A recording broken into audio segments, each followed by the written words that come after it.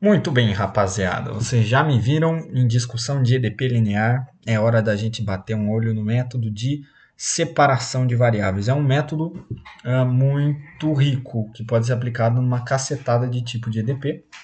Tá? A gente vai começar com uma simplesinha, só para você ver a ideia da coisa. Dá uma olhada nessa EDP e eu vou ficar muito feliz se você bater o olho nessa EDP e saber resolver. Tá? Isso aqui é uma EDP linear, você já sabe resolver de outro vídeo, você consegue encontrar a solução disso aqui fazendo aquelas equações características e tudo tal. Muito bem, mas e se você batesse o olho nisso, não sacasse que é uma EDP linear e quisesse atacar de outro jeito? Dá para atacar com separação de variáveis. Tá? Bom, qual que é o princípio básico da separação de variáveis? Você tem uma função u de xy, tá? Você vai admitir que ela é quebrável em duas. Uma parte que só depende de x, vezes uma parte que só depende de y. É isso que você vai fazer, vai admitir para começar a resolver. A validade disso, por incrível que pareça, é razoavelmente grande, mas ninguém entrou no mérito para a gente saber quando que a gente pode admitir. Então, o que eu sugiro é, no desespero, não sabe como fazer, tenta por aí. Né? Se por um acaso a função, a resposta não conseguir isso aqui, as contas vão dizer. Tá bom. Então, dito isso, como que você usa isso no teu problema? Bom, o x é você derivar esse negócio em x. Quando você derivar isso aqui em x, só a parte que depende de x vai ser derivada, vai ficar x', e isso tudo aqui é uma constante, então y de y. E a uy vai ficar x de x, porque isso aqui não depende de y, mais a parte em y vira y'. Volta para EDP. Então você vai ter uma vez x' y, vai ter menos 4 vezes x, y', e isso dá zero. Tá? Isso dá zero. Uma parte importante do macaco vem agora.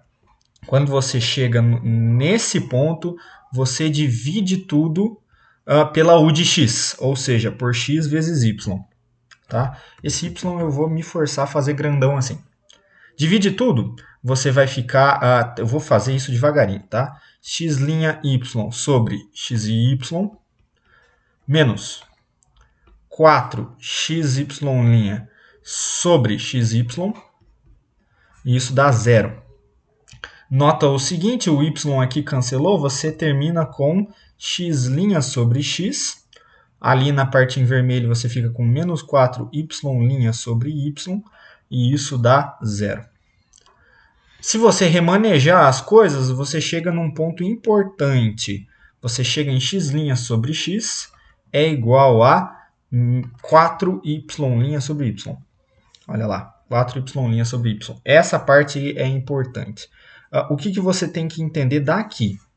Daqui você tem que pegar o seguinte. A parte da esquerda só depende de x. A parte da direita só depende de y. Se eu fixar o y e começar a variar o x alucinadamente, isso aqui está fixado. Então, mesmo que eu varie o x, isso aqui não pode mudar, porque isso aqui está fixado. Muda a perspectiva. Se eu fixar o x e começar a variar o y alucinadamente, isso aqui está fixado. Se eu estou variando isso aqui, não interessa, isso aqui tem que permanecer constante. Então, quando isso acontece, os dois lados valem uma constante. Eu chamo essa constante de k. Tá? E eles valem a mesma constante. Tá? Porque de um lado só depende de x, outro lado só de y, então isso tem que ser constante k. Perfeito. Agora é só você resolver os dois lados. Lado 1, x' sobre x é uma constante k. Daqui, você resolvendo isso, você descobre que o ln do módulo de x é kx mais uma constante 1. De onde você tira aqui x de x é C1e na casinho x.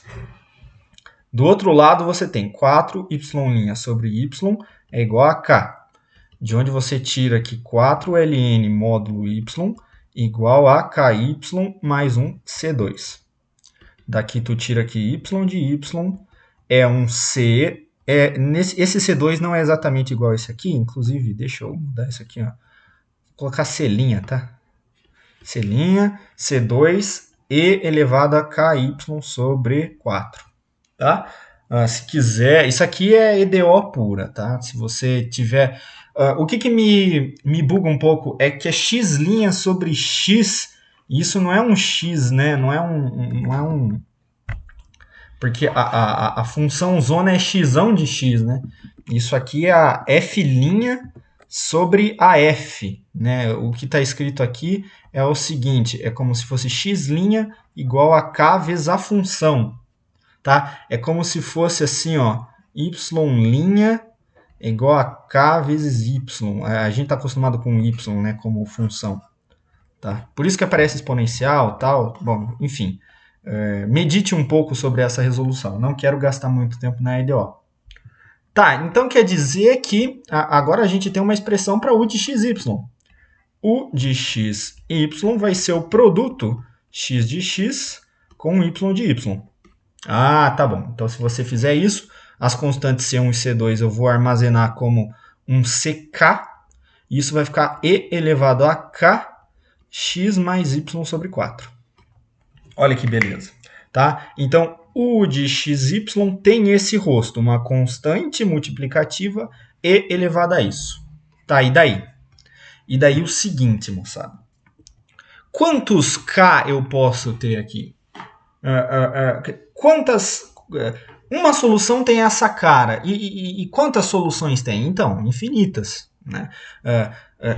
Toda vez que você encontrar uma solução e encontrar outra, a soma delas vai ser solução de novo, e por aí vai.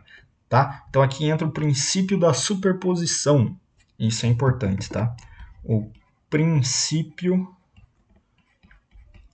da superposição. Se você encontrou uma solução, a soma delas também é. Tá? Então, uma maneira geral de escrever u de xy em função dessas constantes todas é o seguinte. Você vai dizer que ele é um somatório. Aqui eu escolhi k, né? Com k pertencente a um intervalo de ck e... Estou só copiando ali de cima. Kx mais y sobre 4, em que esse intervalo está contido nos reais e ele, o módulo dele é menor que infinito. Tá? Só para ser bem sincero com você, isso tudo aqui eu estou copiando da aula do Renan.